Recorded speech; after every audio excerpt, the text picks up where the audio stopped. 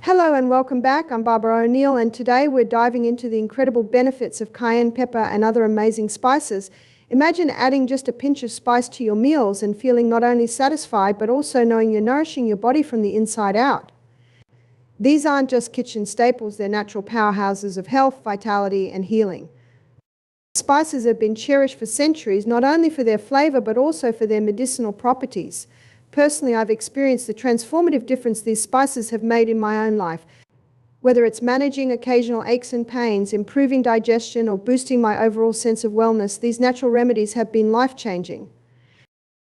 Today, we're going to explore the science behind these spices, delve into their diverse health benefits, and uncover practical ways to incorporate them into your daily routine. Together, let's unlock the secrets of a healthier, more vibrant life. Let's begin. The star of the show, cayenne pepper. Now we're going to have a look at cayenne pepper. This is my travelling pack. I take cayenne pepper everywhere with me. Cayenne pepper is a remarkable herb. Cayenne pepper is not chili. Chili comes from the chili family, and cayenne pepper comes from the capsicum family. Chili is an irritant to the lining of the gastrointestinal tract. Black pepper is an irritant to the lining of the gastrointestinal tract, but cayenne pepper will heal a stomach ulcer. Cayenne pepper moves blood. It's one of the best circulatory stimulants there is. It's not a nervous system stimulant like your caffeines or your tobacco. It's a blood stimulant. And when you consider that the life of the flesh is in the blood, cayenne pepper is a wonderful healer. And you can put cayenne pepper with any other herb and it'll intensify its action. So let's begin by looking at how you can use cayenne pepper internally. By the way, how would you take it? Well, a medicinal dose may be 1/4 teaspoon in a little bit of water and throw it down. Won't it burn? Well, I prefer to call it tingle. It might feel like it's burning, but it will never burn. I have a book at home by Jethro Kloss called Back to Eden. He devotes half a page to every herb except for cayenne pepper. 10 pages he devotes to cayenne pepper. It's a remarkable herb, and I think I mentioned this the other night. You can get an ebook. It's called Curing with Cayenne by Sam Beiser, and you can download that book. The whole book is on cayenne pepper. It's a remarkable herb. So let's have a look at internally. Cayenne pepper, a detailed guide for internal and external use. Cayenne pepper is one of the most versatile and effective natural remedies, offering a wide array of health benefits. Its applications range from internal health support, such as boosting digestion and metabolism, to external uses like pain relief and improving circulation. Here's a deep dive into the many practical ways to use cayenne pepper, with step-by-step instructions and detailed insights. So let's have a look at internally. Internally, it'll heal a stomach ulcer. Because what the cayenne does, it causes a constriction of any open blood vessels. So just for a moment, let's look at externally. If you have a cut, you pour cayenne pepper into it and it'll stop the bleeding. Now, we had a Fijian doctor come over and work with me for a couple of weeks. She wanted to look at what we did. Do you know, she works in Suva now, and her name is the nutritional doctor. She works all with natural medicines. But let's back to Misty Mountain. I'm giving a lecture, and I heard a crash in the kitchen, but I just kept lecturing, as I always do. Like when the little girl does ballerinas there, I just keep lecturing. Yes, the building might fall down, and I just might keep lecturing. That's my job, just keep lecturing. I was in the Bronx, New York, lecturing one day, and behind everyone, a policeman came in with his gun drawn. I just kept lecturing. He went out again. So the good news, we're going to keep going. Anyway, where was I?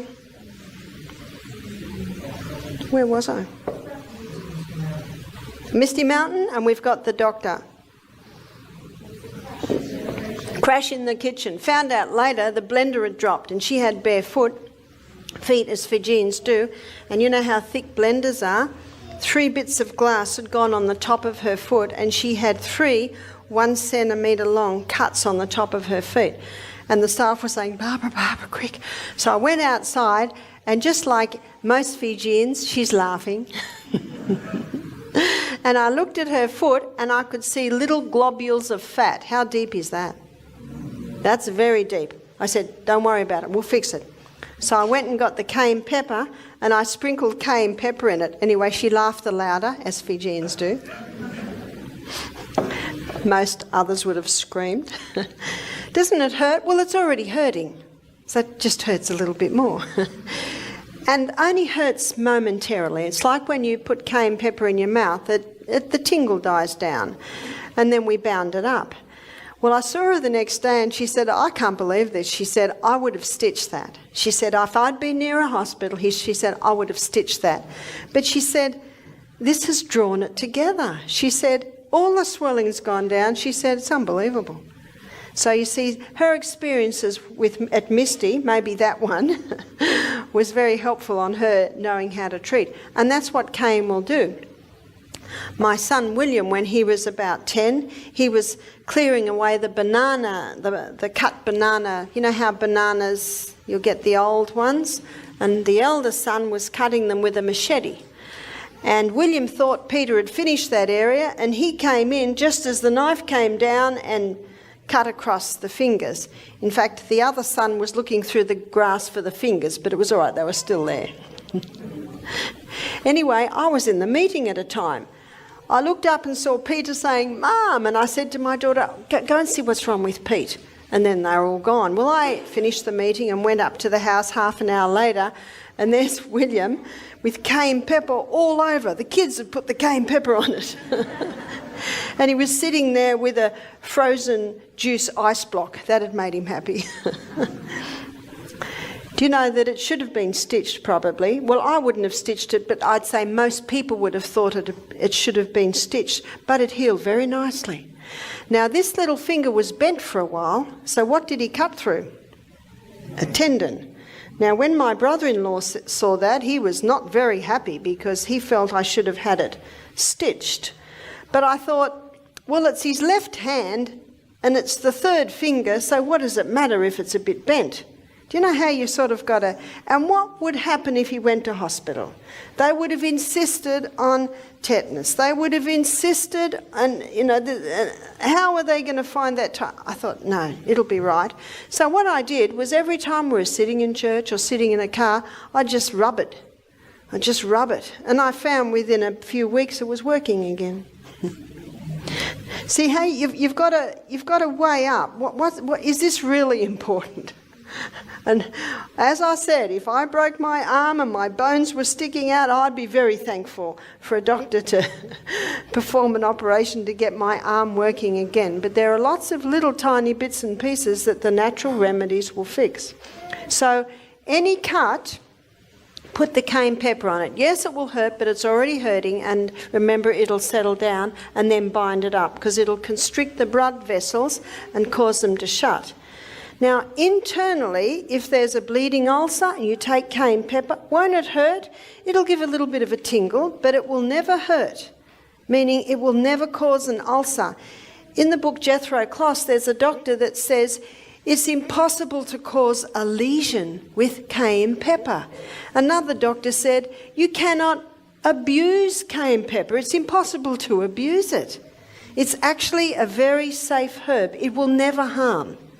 It might feel like it sometimes, but it will never harm. You can also use it internally if someone has a heart attack.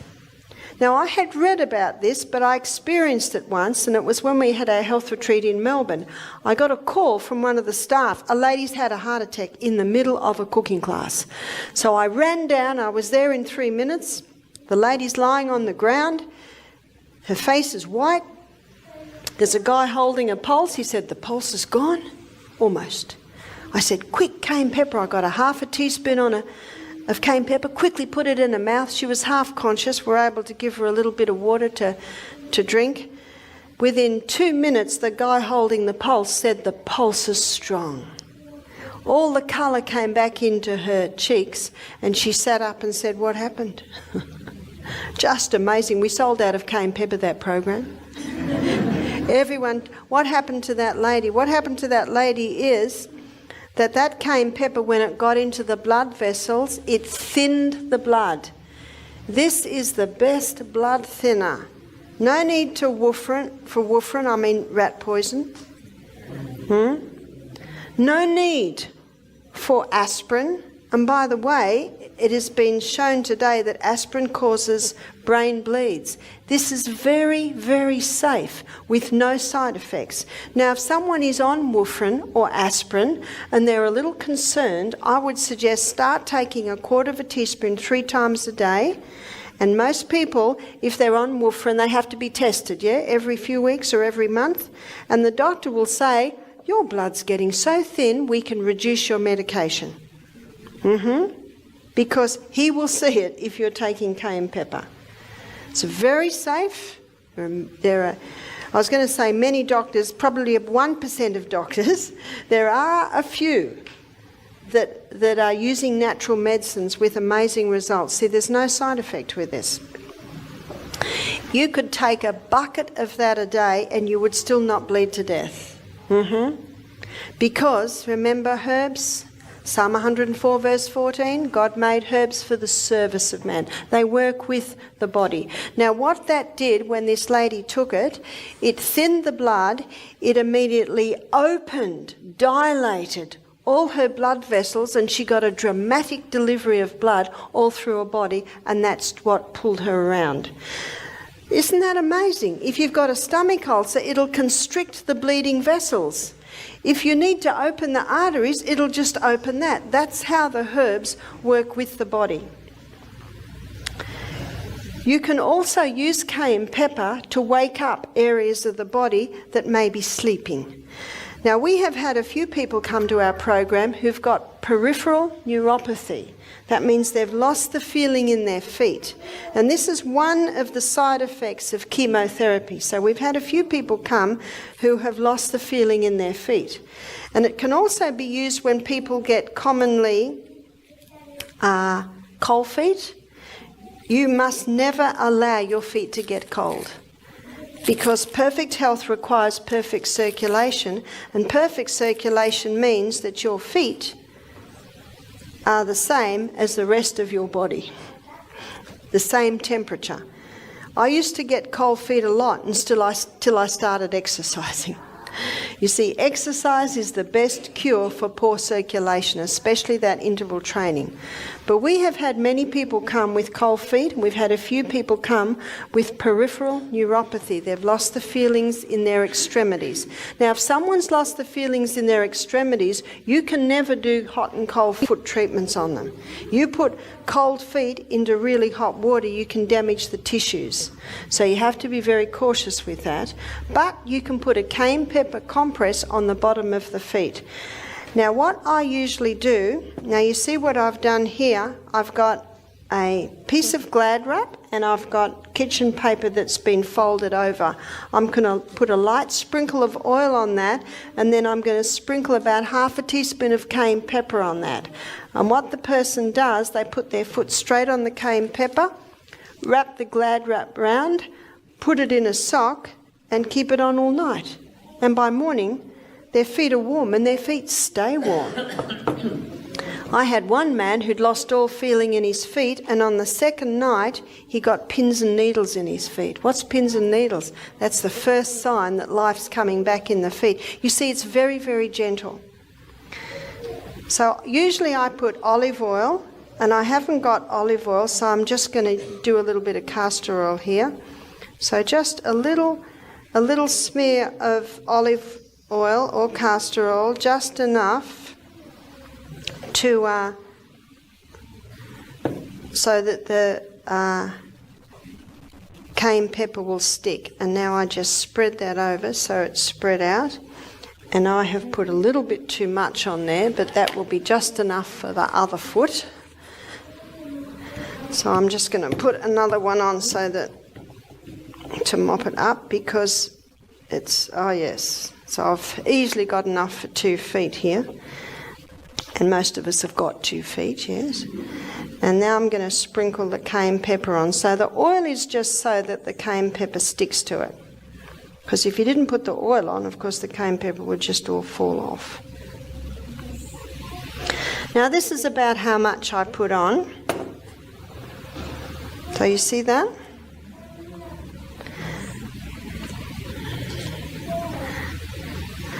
And then the foot goes on that. It will not burn the foot. If I put that on my foot, and we're not going to do it in this weather, because we're warm enough anyway, but if I put that on my foot, by about 4 in the morning, I'm waking up wanting to take them off. My feet are getting so hot. But if someone has cold feet, by morning their feet are just getting warm. If someone has no feeling in their feet, sometimes it will take 2 nights before it will come. Now, if you put it on your feet every night, you're going to want to sit with your feet in ice water all day long because your feet will get too hot. So what I usually suggest, if someone has cold feet, do it about every 3 nights until their feet stay warm. And if someone has no feeling in their feet, even then I would probably only do it every 2 nights. And of course you wait for your result. You would stop if the person has full feeling in their feet and their feet feel like they're on fire the whole time, then you would stop. So you watch the body's response. But it's very, very safe. That's very, very safe compress. And it can bring feeling into feet that nothing else will do. Remember what cayenne pepper does? What I like to do is I like to understand what the actives are in the herb, and then you know to apply it. And its number one most important active is it moves blood. So it's going to pull blood to the area when you've got that on the bottom of the feet. So when you take it off in the morning, you just wipe it with a wet washer, dry it, and put your shoes and socks on. Now, very important to keep your feet warm. We're coming into winter. Don't let your feet get cold, because cold feet drives cool blood back to the extremities, which can be very bad for the health of your internal organs. You can also wake up a thyroid gland. So underactive thyroid gland, you see, underactive thyroid gland, you can put a cayenne pepper poultice on that, or compress. And what you would do is you would just do one about this size, because your thyroid gland is about there. And then you would put it on for a few hours. Now, we had a lady who was so excited about this because she had an underactive thyroid. She was on medication. Today, she is on no medication. It took a bit of work, but eventually she got off her medication. And that's quite a surprise to most people, because most people think if they're on the thyroid medication, they're on it for the rest of their life. Her doctor took her off because all her levels became normal because of everything else she was doing. So she put it on and went to bed, and she didn't sleep all night because that woke her thyroid gland up so much she became active all night. So, message from this is, don't put it on before you go to bed. So after that, we started putting it on just in the morning while I was doing the lecture while she was with us. And she said that after about half an hour, it got really, really hot. And then it would settle down a little bit. So can you see what's happening? Is blood is being drawn into that thyroid gland to wake it up. Remember what blood is? It's the life of the flesh. If someone's got an overactive thyroid gland, students, what would you put on the thyroid gland to slow it down? Ice. That's so simple, isn't it? It's so simple. But one thing that really can help the thyroid gland to control or balance out is high-intensity exercise. High-intensity exercise wakes up that thyroid gland. Often thyroid glands, whether it be under or overactive, are iodine deficient. And you can do a very simple iodine test. You can get iodine from the chemist, and you paint it, say, on the inside of your arm, and you'll get a brown smudge. And then you just observe how long it's there for. If that iodine disappears within an hour, you've got low iodine. Well, how do you get your iodine up? You just put it on every day until it stays there. It should be there for about 5 hours. That's a very simple one, isn't it? And your thyroid's main food is iodine. And earlier in the week, actually it was yesterday, last night, I said that mercury gobbles up your selenium, and your thyroid gland needs selenium to convert iodine into thyroxine. And so getting the mercury fillings out is also important. You only need 5 Brazil nuts a day to supply all the iodine that you need in a day.